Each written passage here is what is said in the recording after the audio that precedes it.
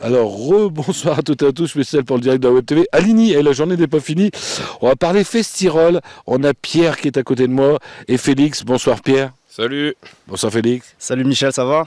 Moi, ça va tout le temps. Avant de parler de votre prochain spectacle, dirait-on, Festirol. J'avais vu sur votre site que ça a bien marché. Tous les anciens spectacles que vous avez faits? Tous les événements qu'on a fait, ouais, on peut dire que ça va, on s'en sort pas mal. Le dernier remonte au mois d'octobre, la soirée Halloween qu'on a fait en partenariat au bar de l'écurie.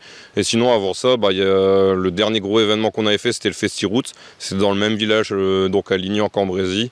On avait fait 1300 entrées donc pour la première édition de notre festival. Et ce qui est bien, c'est que moi j'aime bien votre association, vous plantez des arbres. Ouais, voilà, c'est ça, tous les automnes, on a un petit budget, on plante des arbres par rapport aux bénéfices qu'on fait aux événements. Et il y a de plus en plus de mairies qui nous contactent. On essaye de diversifier les lieux où on les plante. Et là, normalement, on est déjà en contact avec la mairie de Haucourt pour les prochaines plantations. Et les dernières qu'on a faites, c'était à la voie verte d'Avesnes-les-Aubert. Moi, c'est ce que j'adore. De la musique, des DJ et des arbres. Alors, le prochain s'appelle, avec mon anglais rarissime, The Summer End. Ça sera le 17 septembre. On va parler de quoi le 17 septembre?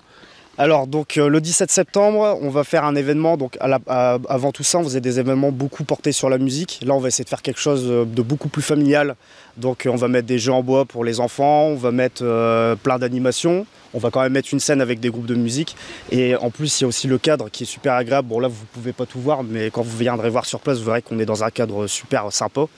Donc ça va nous permettre de un peu changer, de sortir de notre zone de confort et de faire un événement un peu qui se démarque de ce qu'on a l'habitude de faire. Ouais, pour les gens qui sont comme moi, qui n'ont pas de GPS et qui sont à l'ancienne, vous êtes dans le parc de Ligny. Je ne savais pas qu'il y avait un parc à Ligny. Alors c'est vrai qu'en disant la société qui est en face, c'est plus facile à trouver. Ouais, donc c'est au verger communal de Ligny. L'accès sera rue Lambert et c'est à côté de l'entreprise Mécagette.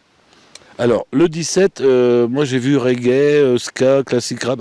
Il va y avoir des groupes, des DJ. Alors il va y avoir de tout, on veut faire plaisir à tout le monde, donc ça va monter crescendo, on va ramener donc des groupes qui vont faire du ska, du reggae, ça va monter avec un DJ qui va faire donc le DJ c'est DJ à l'arrache, qui va faire du scratch avec sur du rap, sur des vraies platines vinyles. Donc ça que vous aviez passé en vidéo sur votre Facebook. Il a fait une petite démo sur Facebook, mais après le jour de l'événement il va refaire un peu de scratching, mais vraiment son objectif c'est de reprendre tous les classiques rap américain, rap français, disons fin années 90, années 80, en début de soirée quoi. Et puis du coup pour finir, on va finir sur une soirée plus dansante avec de la musique électronique. Et bien sûr notre gros événement de cet événement-là, c'est donc notre tête d'affiche. Je vais laisser Pierre en parler un peu plus parce que c'est lui qui s'est occupé de ça. Donc Pierre. Ouais, du coup on a décidé de prendre une tête d'affiche pour la catégorie reggae. Donc on fait venir un artiste de Angers, c'est Tomahawk. Ça fait déjà quelques années qu'on pense à le contacter. Et du coup vu que les derniers événements qu'on a fait ils ont bien marché, maintenant on peut se permettre de commencer à ramener ce genre d'artistes dans des petits villages comme Ligny. Donc c'est vrai qu'il n'est pas non plus connu du grand public, mais pour les amateurs de reggae, je sais que ça va faire plaisir à ces gens-là. C'est quelqu'un qui compose ou qui reprend des classiques du reggae? Non, il fait toutes ses musiques lui-même, il a plusieurs albums à son actif. Et on finit la soirée avec la famille Dorn, c'est ça? C'est ça, comme tu l'as déjà vu constater à nos événements, on est toujours, on fait de la musique de père en fils, donc il y aura moi-même, il y aura mon père, il y aura mon frère. Donc on s'appelle la famille Dorn, forcément, ça nous fait ultra plaisir de faire ce moment-là en famille et puis de faire plaisir aux gens. Et les gens aiment bien ça aussi en retour, donc on ne pouvait pas faire cet événement-là sans se réunir. Et puis finir la soirée comme ça. Alors j'ai vu 2h du matin, c'est payant quand même. Alors justement comme le disait Félix tout à l'heure, vu qu'on veut vraiment attirer les familles, parce que voilà, faut vraiment bien expliquer aux gens qu'on ne sera pas exactement sur le même format que le festival à Ligny, le Festi-Roots qui se passait dans un champ. Là, l'après-midi, on veut vraiment que les familles et les riverains puissent venir voir par eux-mêmes ce qu'on est capable de proposer. Donc ce sera entrée gratuite de midi à 18h. Donc dans l'après-midi, ça sera plus de la musique d'ambiance, il n'y aura pas forcément des artistes. Bon, ils vont quand même se relayer, je pense qu'on va quand même s'organiser pour qu'il y ait quand même quelques musiciens qui fassent des interventions. Mais sinon, le temps fort de l'après-midi, ça sera les jeux en bois et des animations. En fait, les gens vont pouvoir s'inscrire en équipe et pouvoir participer à des petits jeux. Et on peut très bien les faire avec ses amis comme les faire en famille. C'est pour ça qu'on a voulu à tout prix, ça n'a pas été évident à se décider là-dessus, mais on va laisser l'entrée gratuite jusqu'à 18 h pour permettre à un maximum de personnes de venir faire un tour et se rendre compte que voilà, c'est pas bien méchant ce qu'on organise, quoi. Et à partir de 18 h, alors on pouvait déjà en prévente, mais je crois que c'est terminé les préventes. Là on aura plein tarif en venant ici. Non, on a fait pour lancer l'événement le mieux possible, on a fait un tarif à 8 € le temps d'un week-end.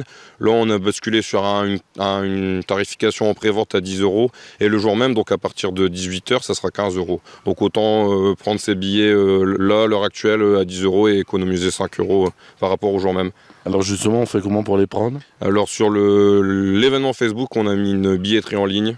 Et du coup, il suffit de cliquer dessus et c'est assez rapide. Et c'est pareil, on a proposé aussi parce qu'au niveau de la restauration, on a essayé de diversifier aussi un peu plus que d'habitude. Et il y aura un jambon à la broche.